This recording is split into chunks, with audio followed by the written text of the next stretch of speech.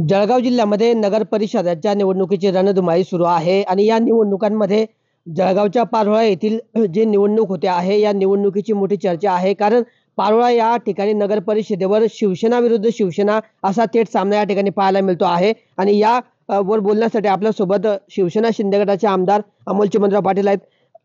काय सांगणार दादा, या ठिकाणी जे आहे शिवसेना विरुद्ध शिवसेना थेट सामना पाहायला मिळतो आहे. दुसरीकडे शिवसेना ठाकरे गटाने अजित पवारांसोबत युती करून निवडणुकीला सामोरे जात आहेत, तर आपण भाजपसोबत या निवडणुकीला सामोरे जात आहे. काय वाटते, कोणते शिवसेना कौल मिळेल? पहिला तुम्ही प्रश्न तर विचारला की शिवसेना विरुद्ध शिवसेना हा सामना इथे बघायला मिळतोय, परंतु तो मुळात सामना तसा नाहीच आहे. इथे शिवसेना म्हणून कोणतंच समोर पॅनल लढवलं जात नाही आहे. ते जनाधार विकास आघाडी म्हणून त्यांनी एक आघाडी तयार केली आहे आणि त्या आघाडीच्या रूपाने ते आमच्या समोर आलेले आहेत. शिवसेना विरुद्ध शिवसेना सामना नाहीच आहे. ठाकरे गट आणि राष्ट्रवादी अजित पवार गट मिळून ते जनाधार आघाडीचं पॅनल त्या ठिकाणी आहे. त्यामुळे कुठेतरी शिवसेना ठाकरे गटाचा त्यामध्ये वाटा आहे. काय वाटतंय तुम्हाला, आपल्या बाजूने कौल असेल की त्यांच्या बाजूने असेल?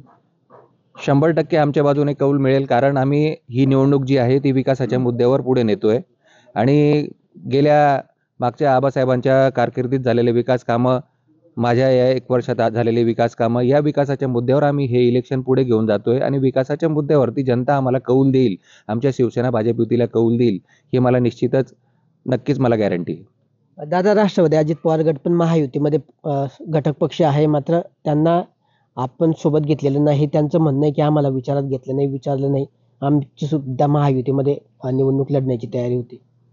जेव्हा आम्ही भाजप शिवसेनेची युती केली तेव्हा देखील आपण जी संयुक्त पत्रकार परिषद घेतली, त्या पत्रकार परिषदेला आपणही होतात.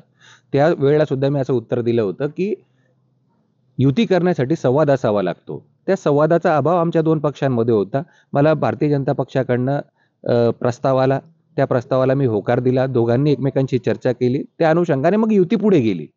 अशी चर्चा व्हावी लागते, संवाद असावा लागतो. संवाद नसेल तर युती कशी होईल? जागा वाटप असतं, प्रत्येक गोष्ट एका बैठकीमध्ये युतीच्या चर्चा होत नाही. त्यांचं म्हणणं आहे, आता तुमच्या समोर जे पॅनल उभं आहे त्यांचं म्हणणं आहे की आपल्याकडून विधानसभेमध्ये देखील आश्वासनं दिली गेली, फक्त ती पाळली गेली नाहीत. त्यामुळे जळगावची पारोळ्याची जनता जी ती सुज्ञ आहे आणि ते काय तो निकाल देईल.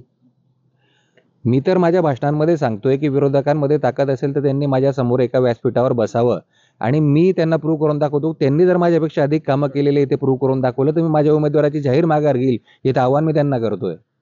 तर अशा पद्धतीने आपल्यासोबत आमदार अमोल चिमणराव पाटील होतं. त्यांनी विरोधकांना उत्तर देताना थेट म्हटलं आहे की जर त्यांनी विकासाबद्दलचं जर या ठिकाणी सिद्ध करून दाखवलं तर मी माझ्या उमेदवाराची माघार घेईल. या ठिकाणी भाजप आणि शिवसेना शिंदे गटाकडून जे नगराध्यक्षपदाचे उमेदवार आहेत ते देखील आपल्यासोबत आहेत. काय सांगणार चंद्रकांत पाटील साहेब, आपण या ठिकाणी शिवसेना भाजप युतीचे उमेदवार आहात, कशा पद्धतीने आपण या निवडणुकीला सामोरे जातोय? आम्ही या निवडणुकीत विकासाच्या मुद्द्यावर सामोरे जात आहोत. आम्ही केलेल्या विकास कामांचा सगळा आढावा आम्ही जनतेसमोर मांडत आहोत आणि आमच्यासोबत आता महायुतीचे सदस्य सगळे सोबत आहेत. आमचे आदरणीय आमदार अमोलदादा आणि आदरणीय माजी आमदार चिमणराव यांनी जे मागच्या कार्यकाळात केलेली कामं आहेत ती सगळ्यांना माहीत आहेत आणि त्याच कामांच्या जोरावर आम्ही लोकांसमोर मत मागित आहोत. या निवडणुकीमध्ये भाजप आणि शिवसेना तुम्ही युतीमधून लढतायत, मात्र दुसरीकडे सर्वच पक्ष जे आहेत तुमच्या विरोधात आहे. आव्हान वाटते कुठेतरी?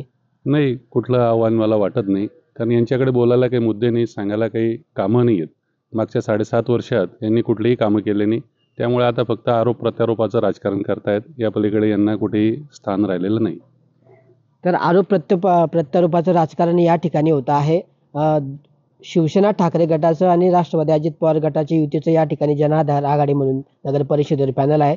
तर दुसरीकडे त्यांच्या विरोधामध्ये सत्ताधारी पक्ष शिवसेना शिंदे गट आणि भाजप अशा पद्धतीने हा दोघांमध्ये या ठिकाणी सामना पाहायला मिळतो आहे आणि त्यामुळे मोठी चुरस या निवडणुकीमध्ये पाहायला मिळत असून पारोळा नगर परिषदेमध्ये या निवडणुकीची जी आहे संपूर्ण जळगाव जिल्ह्यामध्ये एकच चर्चा रंगलेली असून विकासाच्या मुद्द्यावर पारोळ्याची जनता जी आहे ती आमच्या बाजूने असल्याचं मत या ठिकाणी शिवसेनेचे आमदार अमोल चिमणराव पाटील यांनी व्यक्त केलं आहे.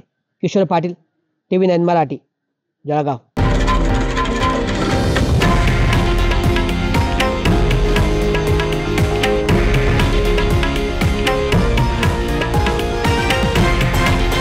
हे आहे देशातील नंबर 1 न्यूज नेटवर्क आणि आपण पाहत आहात TV9 मराठी, एकमेव.